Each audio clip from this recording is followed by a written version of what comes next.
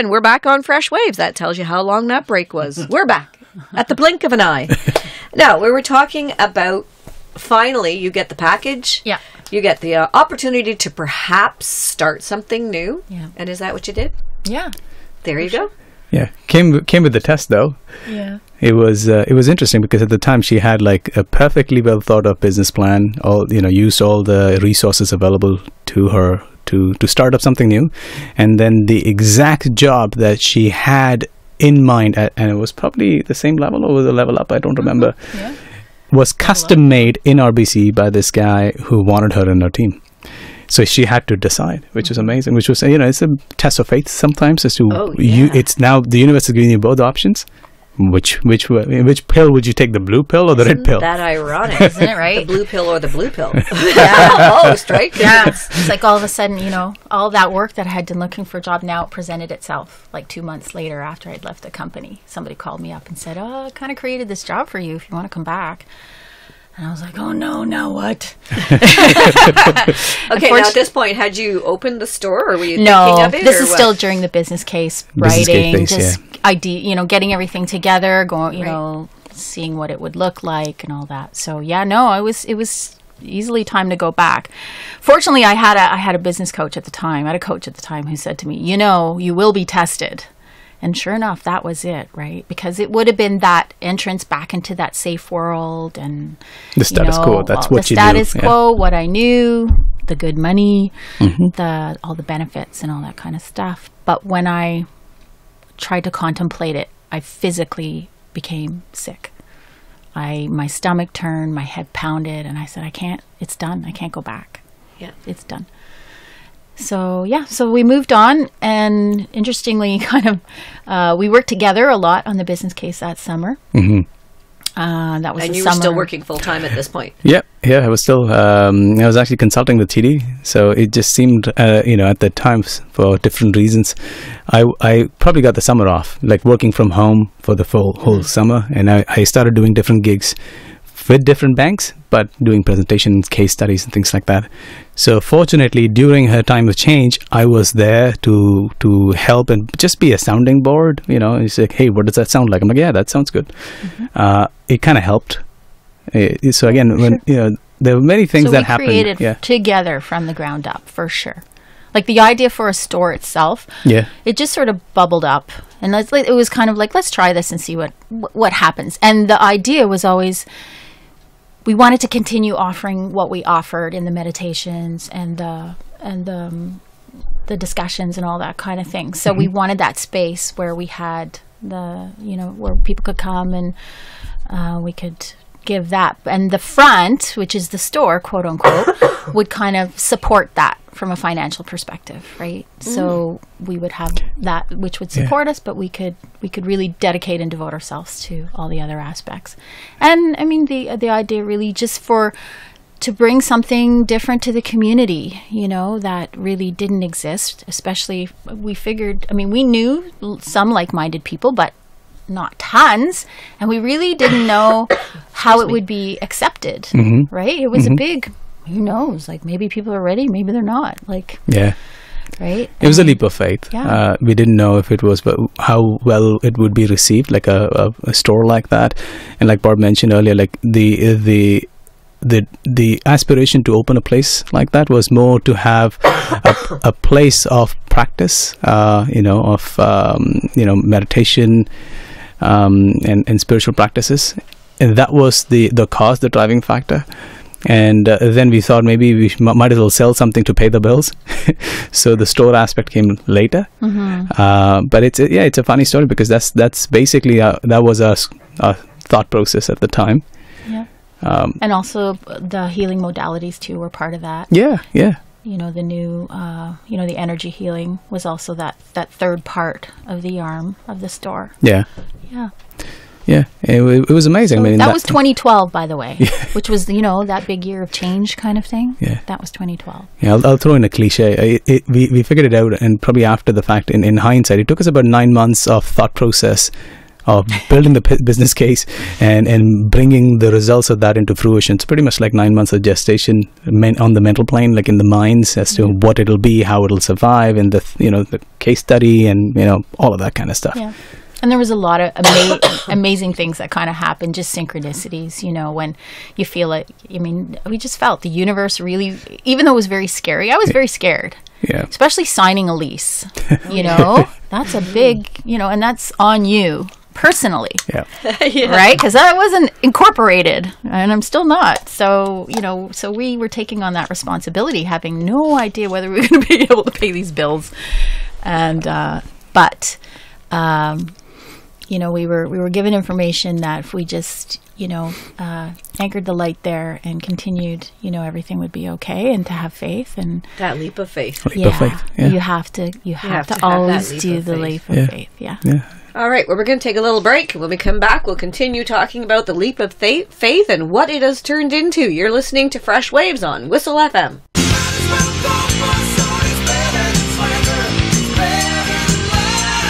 Hi folks, Kim Mitchell here. However you choose to get around, your ATV, your snowmobile, your boat, car, if you have a motorcycle, all these things take 100% of your attention and skill to operate safely. Alcohol impairs that, and bad things can happen. So, be smart, okay? You know what I'm going to say next. This message brought to you from the Safe and Sober Awareness Committee. This is the sound of safety. 911 call center. Hi, yeah, I want to report an impaired driver. There's a car swerving all over the road. I'm on Highway 8. The police want citizens to call 911 to report impaired drivers, because keeping them off the road is everyone's responsibility. If you suspect an impaired driver, pull over, call 911, and save someone's life. Change for the better. MAD Canada, helping the victim, stopping the crime. This is the sound of safety. It's a vehicle alcohol interlock. It measures alcohol in a driver's breath. If it finds any, the car won't start, and someone, somewhere, won't be in danger. We're MAD Canada, and we believe people convicted of impaired driving should have an alcohol interlock in their cars. Yes, it's an inconvenience, but death is final. Change for the better. MAD Canada, helping the victim, stopping the crime. These are the sounds of impaired driving. And then... I don't think he's gonna make it. When you drive impaired, there's a price we all pay. Emergency response costs, doctors, caregivers, and more. Studies show that impaired driving costs us billions of dollars each year. But the victims of impaired driving pay the biggest price. Change for the better. MAD Canada, helping the victim, stopping the crime. Is this the sound of a car being driven by an impaired driver? You don't know. The police don't know. Until this happens. At MAD Canada, we work to stop road crashes caused by impaired driving. And when tragedy strikes, we work to comfort and assist the victims. Support MAD Canada's work, because the pain never stops. Change for the better. MAD Canada, helping the victim, stopping the crime. This is the sound of a decision. All rise. The choice to drink alcohol and then drive a car. If you kill someone while driving impaired, you should face a long term in jail. That's a deterrent. But too many get off easy. That's a disgrace. At MAD Canada, we believe the victims of impaired driving deserve respect. Offenders deserve jail. Change for the better. MAD Canada, helping the victim, stopping the crime.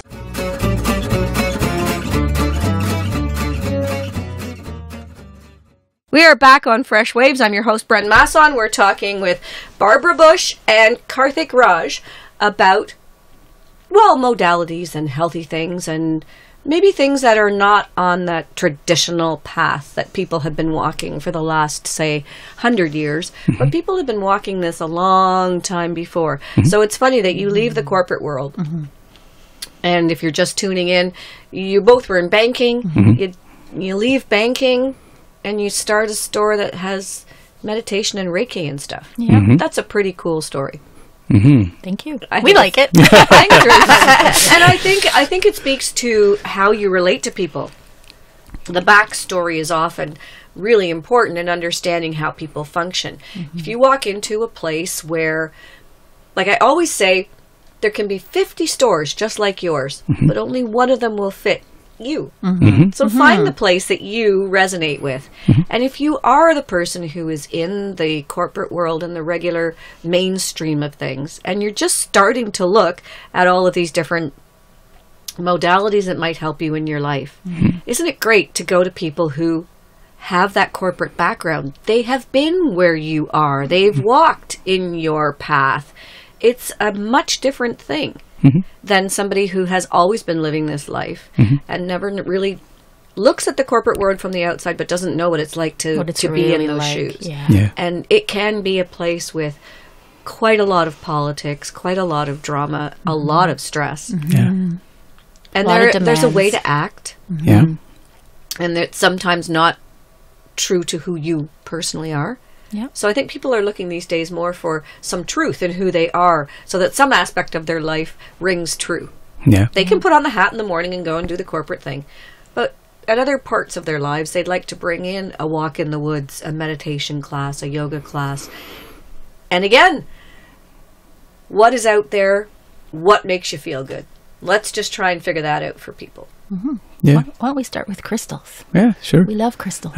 Okay, and let's actually, crystals are kind of fun because we got a bunch on the table here. My husband, who's a computer geek, hi Jack, we love you.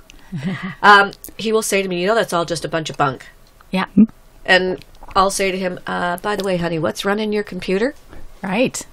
Let's just start there. What's running the computers in our world today? We're so hooked into the internet. What runs a computer? Crystals! It's quartz. It's clear quartz. So they make crystal beds out of clear quartz, and they process silicon out of it. So quartz is no different than glass. It's silicon dioxide. That's what it is. And then they make out of pure silicon transistors, which basically is tapping into the potential of a quartz to hold data in terms of electricity or voltage. And we know we use quartz in piezoelectric watches. So quartz have an affinity to shrink and expand depending if it absorbs or releases electricity. We use that in making different really precise watches. The Japanese use it, like one of the best Japanese watches use piezoelectricity. And so it says quartz right on those watches, doesn't it? It does. So we've known these phenomena. The crystals do have something that that we don't truly understand. But here's another interesting thing. The guy who actually invented computer hard disks or anything digital, his name was Marcel Vogel. He worked for the IBM, I think, company at the 1950s or 60s, if I'm not mistaken. 60s, 70s. 60s, 70s, there we go. So during daytime, just like in our story, during daytime, he put on his lab coat and everything and started, working corporate job, trying to find, data sources and create different smaller versions of data drives and things like that. And probably in his nighttime, he'll take off his lab coat and start to experiment using the same equipment that IBM provided him to understand quartz and its properties of amplification of energy and how that can be used to heal, to align ourselves back into a sense of harmony and all that kind of stuff. So it's the guy who is credited to giving us digital data banks, if you must. He invested and proved quite significantly, and you can just Google his name and you'll find a specific kind of quartz cut in a certain way, which is called a Vogel cut. It's quite expensive. Oh, interesting. But, there are many aspects of, and many other people in the mainstream society have approved it. Now, what's interesting is that any crystal, being a crystal buff, if you must, any rock or crystal you pick out of the ground, there are only 7 designs in nature that exists. When you look at it at a molecular level, so when you talk about a crystal, they call it a crystal lattice structure. It's just geeky name. It's basic crystal lattice structure. Yeah. I think of lattice and it covers the under part of my cottage. But it's got a certain pattern. It's a pattern. It does. It's the pattern. So 7 patterns. Yeah. The simplest example of a lattice structure is a cube. It's a perfect cube. And crystals that are based on that, namely, I would say iron pyrite fool's gold. It's based on that. So basically what that means is that when you look at a molecular level, you take an electron microscope, look at the crystal, you would find iron and sulfur atoms that make the pyrite in a perfect cubic shape. And they repeat that shape. It's just basically a bunch of atoms who have the discipline to repeat the shape that is best for them. So there are only 7 designs in nature. They're crystalline. Right? Yeah. So they form. It's not a random pattern. No. It's a perfect geometric pattern in 7 different styles. Huh. Interesting. Yeah. And there is another example of let's just say emerald. Age-old mineral we all know, emerald. It's the shape of a beehive, like a perfect hexagon. If you can imagine 2 hexagons combined together with this distance between, and that's a shape. It's called hexagonal. And that's one of the 7 designs. So point I was trying to make was that there is something significant about crystals in the way they grow, and the reason that they have similarities.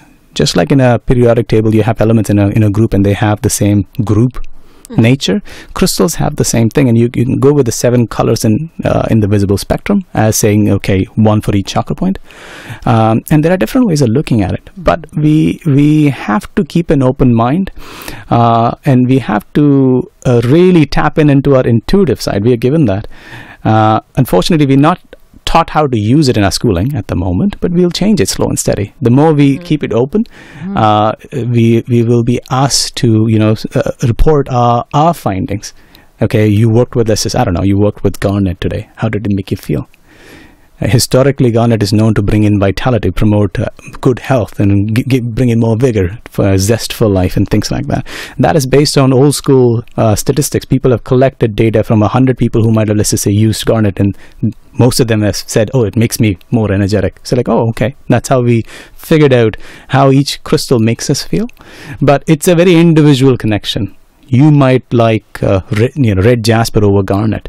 I might like garnet, and she might like something as a sapphire, red sapphire, or something like that for the same issue. So crystals have their own properties, and you can look at it from all different perspectives. You can look at it from a frequency or a vibration perspective. Nothing in the universe is static. Everything is moving, vibrating, so to speak.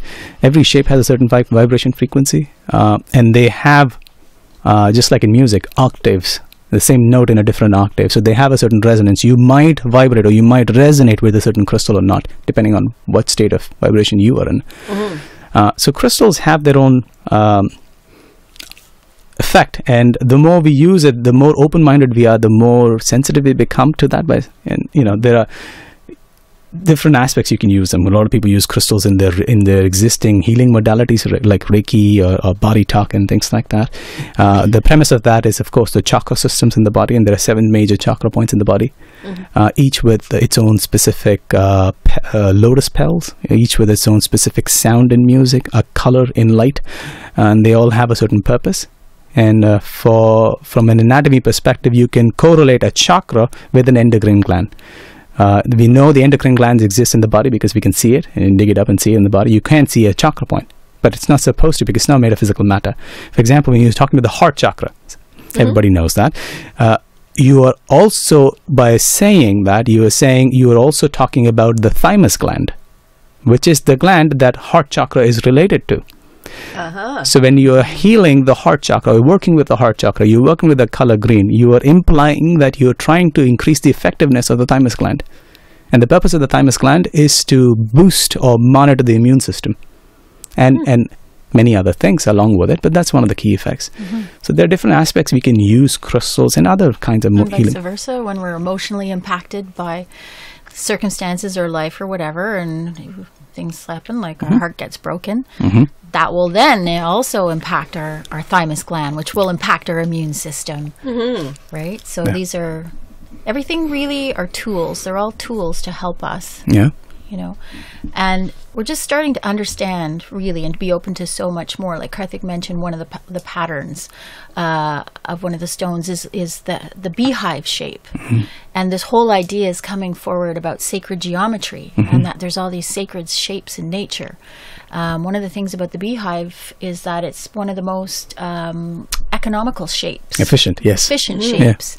And they're learning that in engineering now. If you look on the underside of bridges, and the old bridges, they're all rectangles. big rectangular slabs. In the newer ones, it's all like a beehive. Yeah. Right. And it's done because they say that the structural integrity is much stronger. It's much stronger when those are put together like that than they are when they're put together in rectangles. Absolutely. And those are, sacred geometry concepts applied in normal architecture, modern day architecture, and that is to be because the best designs are found in nature. There is no getting past that. The sooner we realize, the smarter we become. Like, I'll give you another example. Like beehives, the bees use pollen, the least amount of pollen, to create the beehive, which gives you the most amount of space to go in and out. That's how efficient they are. Oh, neat. Yeah. Another example would be sunflower. We all appreciate sunflower, but what that we don't realize, or it should be part of our schooling system, is that it has the maximum density of seeds in that little circle. So if you were given a task, you were given a circle, and you were asked to fit in the most number of seeds in that circle, the only way you can do that is by following a sacred geometry pattern. It's an angle of 137.5 degrees, but if you do that, it will look exactly like a sunflower, and you count the number of seeds in the sunflower, it's the most you can fit in that circle.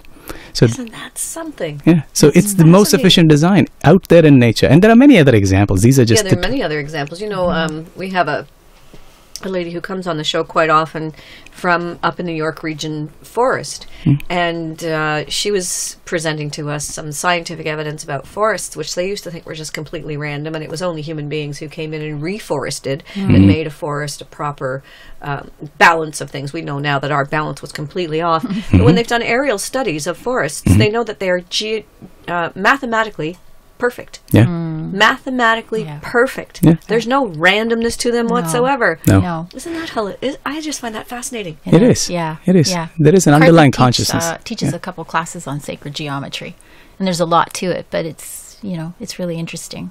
It is interesting stuff. Very interesting indeed. I think I'm an expressive arts practitioner, and one of the things that I found most fascinating when working with expressive arts was the study of mandalas and the mandalas in nature that exist. It's an organic form.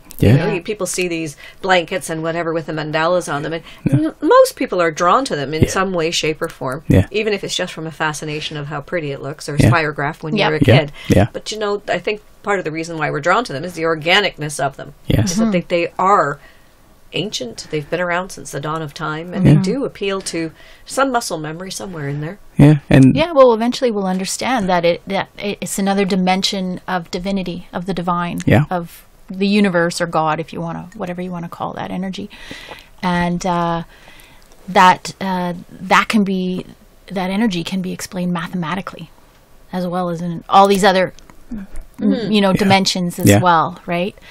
It's there's the sciences and the touchy-feely stuff, right? And, it's as if what we were talking about earlier about knowledge versus wisdom. Yes.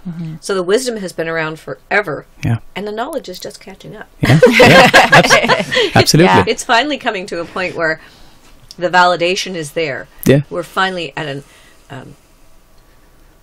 an academic part where we can finally find the science that proves all the stuff that we have wisdomly known for years. Absolutely. That's kind of the trajectory we're on. Well, ancient civilizations knew a lot more than we did. We kind of lost a lot of it. And there are a lot of examples of that too. I mean, part of it is the development of the mind and of technology too. Like humanity, we kind of had to go there, right? Because before it might have been magic and we believed it, but now we've got the science to really understand it, and that's and give it the credibility that it was always looking for. Yes, and it's nice that it has that credibility, because I think for a lot of people, that's what allows them to pursue these things that normally they wouldn't have. Often health crises make them pursue things that they wouldn't normally have pursued. But also, I think it gives them a little bit of comfort to know that it's not, we're not on a witch hunt anymore. It's actually, this is science. That we can come on a radio show and talk about it. But it was, for a long time, it was very scary to talk about these things. In the Middle Ages and stuff like that. You're exactly right. And if something worked, if something that wasn't mainstream actually worked, it had to have been magic. Yeah. There was no other explanation for it. Yeah. Now we have a lot of explanations for it. We do, yeah, we do, and I think, like Barb pointed out, I think it's just a phase in our civilization, in our species, that we are going through that, and I think we should always have an honest pursuit of truth that'll lead us to a better place. If you take the ego out of the equation, if for example I make a declaration and I got prizes for it by saying, I don't know, there's some scientific prize, and I later realized that it was incorrect. I shouldn't be ashamed of coming out and saying, you know what I discovered was not right. This is the right thing. That is what stops a lot of our mainstream academics from really doing the right thing, because we know everything that we can put, every statement we put out is not completely true. At best, it's a hypothesis of what we perceive to be the truth at this time. With the given resources. So if you take that, if you put it that way, it takes the ego out of the equation, because it says we are trying our best to grasp what the universe is, and we are trying step by step. And we're trying to present it to you. Yeah, trying to present in a way it. that you can understand it. Yeah. Hopefully it makes sense. Yeah. All right, we're going to take a break. When we come back for the second hour, we're going to go through some of the modalities. And what we're going to do with this is provide listeners a place to start. If you are just starting out in this industry, it can be really daunting. So we're going to tell you what Reiki is, what a singing bowl is, what these little chimes are that ring here on the table. Listen to this. Isn't that great? My dog actually ran away from that this morning. But anyway, we will talk about things like that and some tools for your toolbox. I can guarantee you that by the end of the next hour, you'll have a few things in your toolbox that you didn't have when you started today. You're listening to Fresh Waves. We're talking with Karthik and Barbara, and we'll be back right after this. Do stay tuned.